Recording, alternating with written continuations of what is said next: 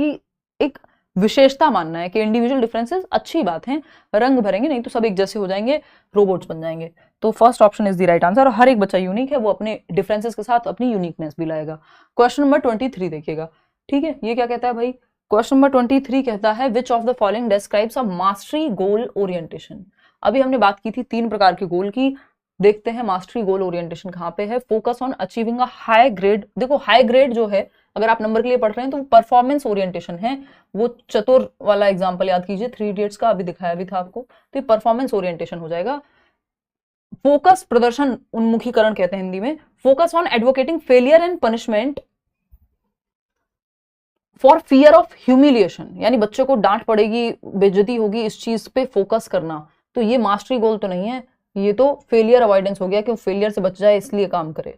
Focus on achieving a certain level of performance for competing with others, again ये performance orientation है। Focus on improving ones skills and understanding of a task, एक task की और जो भी कौशल है उसका बच्चे का, मान लीजिए वो स्विमिंग सीख रहा है, कुछ और में अच्छा है, तो उसको बेहतर किया जाए, उसको इंप्रूव करने पे फोकस है, ये मास्टरी है कि जो भी काम आप कर रहे हैं उसमें आप बेहतर कर पाए, मास्टर बन पाए। ठीक, तो यही सही है, बाकी सब जो है यहाँ नेगेटिव ही है, या मैं कहूँ बाकी ऑप्शंस हैं। ठीक, ये हम चर्चा कर चुके हैं ऑलरेडी। क्वेश्चन नंबर 24 देखिएगा, क्या कहता है क्वेश्चन नंबर 24?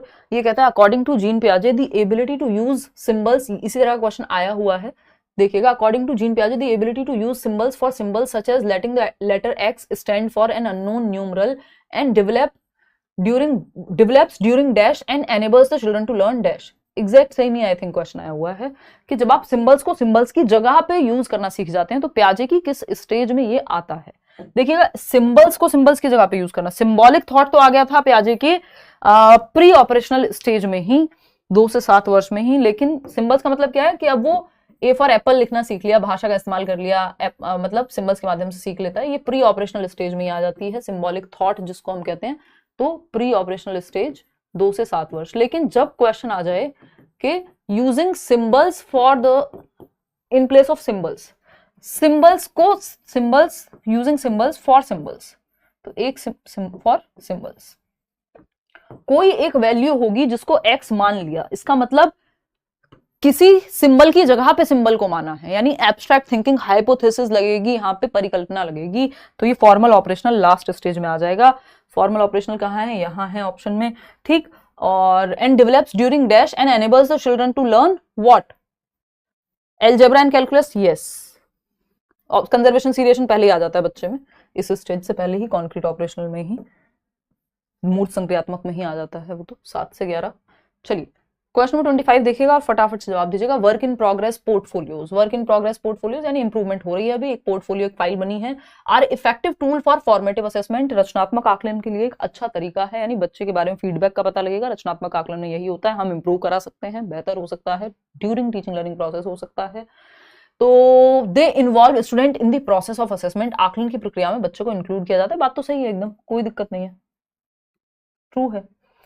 बी है दे offer insights above the progress for individual students, यानी इनसाइट्स मिलते हैं यहाँ पे, हाँ इनसाइट्स मिलेगी भाई, सूझ मिलेगी, पता लगेगा कहाँ पे वो बेहतर कर सकता है, कहाँ पे नहीं, हिंट मिलेगा basically. They focus mainly in the presentation of the final product, यानी जो फाइनल प्रोडक्ट है कितने नंबर आए इस पे फोकस करेगा। प्रोग्रेस पोर्टफोलियो, पोर्टफोलियो नंबर पे फोकस नहीं करेगा, ये सबमेटिव इवैल्यूएशन है, सॉरी फॉर्मेटिव है, सबमेटिव करता है प्रोडक्ट पे तो कि इतने परसेंट आए एंड ऑल, तो ये तो नहीं ही चलेगा। दे offer dengue evidence of student learning, ये तो एकदम डेंजर होना चाहिए, ये खतरनाक है ना। वे छात्रों के सीखने के खतरनाक सबूत पेश करते हैं, ये लिख सकते हो आसान भाषा में। आज के ट्रांसलेशन के लिए माफी, है ना, देखना एक बार। ए बी और डी ही, डी भी गलत है, ऐसा कोई खतरनाक सबूत नहीं है, ए और बी ही सही है, कहीं दिया हुआ है ऑप्शन में ये रहा, तो third option is the right answer, है ना। चलिएगा खैर आगे बढ़ेंगे, क्वेश्चन नंबर 26 देखिएगा। क्वेश्चन नंबर 26 क्या कहता है भाई?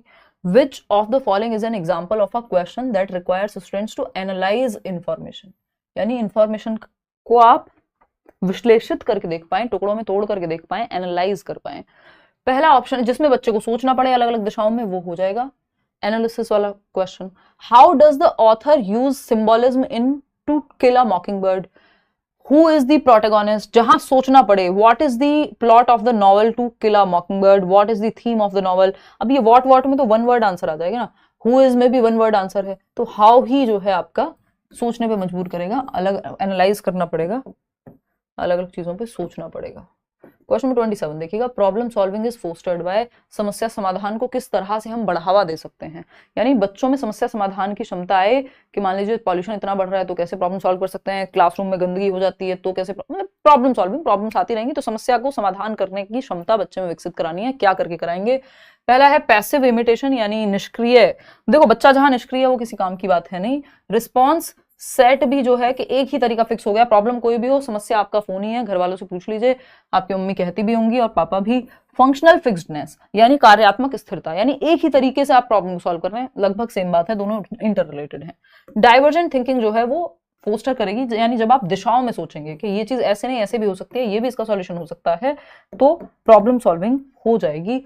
आगे बढ़ेंगे, क्वेश्चन नंबर 28 देखिएगा, सेकंड लास्ट क्वेश्चन है almost. Which of the following correctly describe intrinsic motivation, यानी आंतरिक अभिप्रेरणा को कौन एक है जो सही तरीके से डिस्क्राइब करता है। इंट्रिंसिक मोटिवेशन बोले तो आपको पता ही है, जहां रीजन अंदर है मोटिवेटेड होने का या किसी काम को करने का, रीजन बाहर नहीं है, रिवॉर्ड नहीं है, कुछ और नहीं है, कोई सर्टिफिकेट नहीं है। फर्स्ट है motivation comes from competition with others, नहीं ये तो एक्सटर्नल मोटिवेशन टाइप की बात हो गई, है ना, कि बाहर वाले लोगों को देख करके आप कर रहे हैं कुछ। Motivation that comes from a fear of punishment, डर से नहीं होगा, learning for the sake of learning, सीखने के लिए सीखना होगा, intrinsic. Motivation that comes from external reward, तो ये एक्सटर्नल हो गई मोटिवेशन।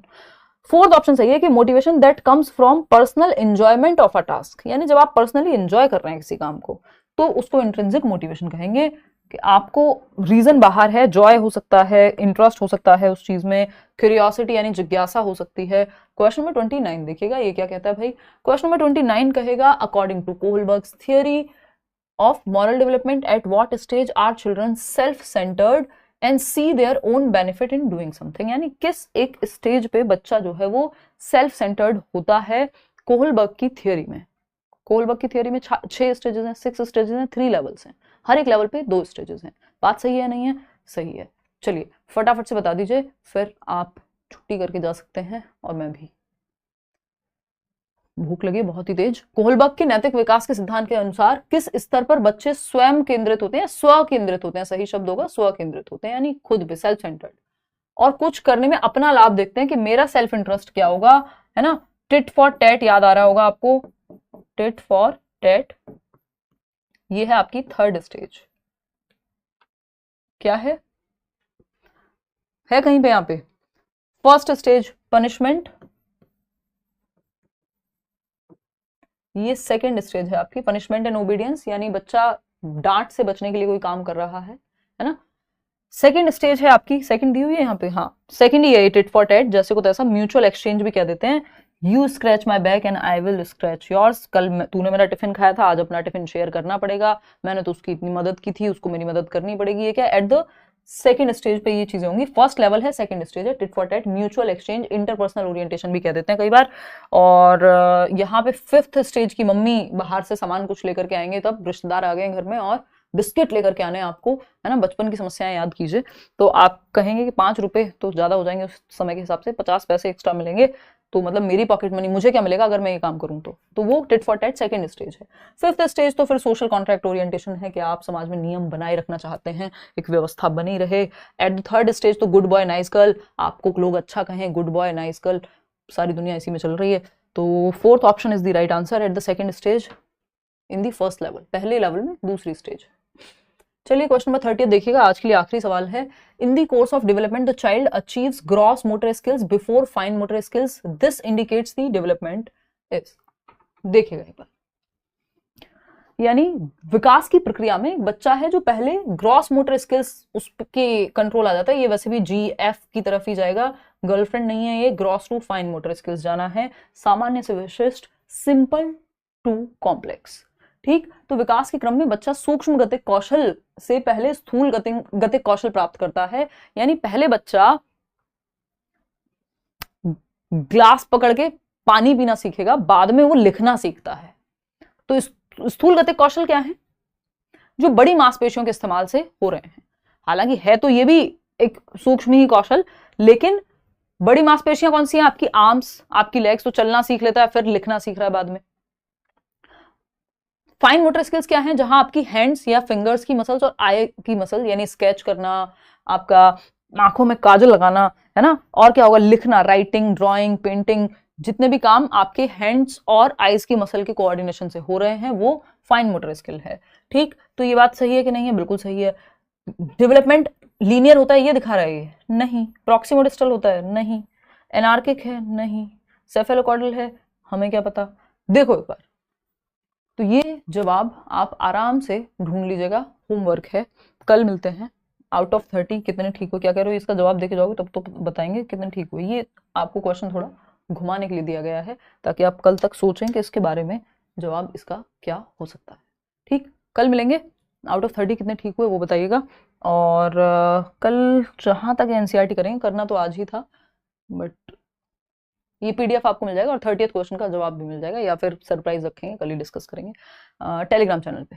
ठीक है, चलिए आज के लिए इतना ही। थैंक यू सो मच, धन्यवाद, बाय बाय, टेक केयर। 25, 11, 20 में से 24, 27, 29 में से काउंट करो, अभी 30वें का तो उसको हमने ऐसे ही छोड़ दिया अभी। प्रॉक्सिमो डिस्टल ही होगा। Very good Priya, very good. But क्यों बताऊं मैं, सही होगा कि नहीं पता नहीं प्रिया, शायद गलत होगा, क्यों बताऊं, देखिएगा। वेरी गुड प्रिया। अच्छा सवाल है ये। एक सवाल से कई सारी चीजें आपकी सॉल्व होंगी, कल डिस्कस करेंगे इसको। हालांकि जवाब तो 18 out of 30, 26 out of 30, 30 out of 30। चलिए ठीक है, ओके, बाय बाय, टाटा। कल मिलते हैं 9 बजे।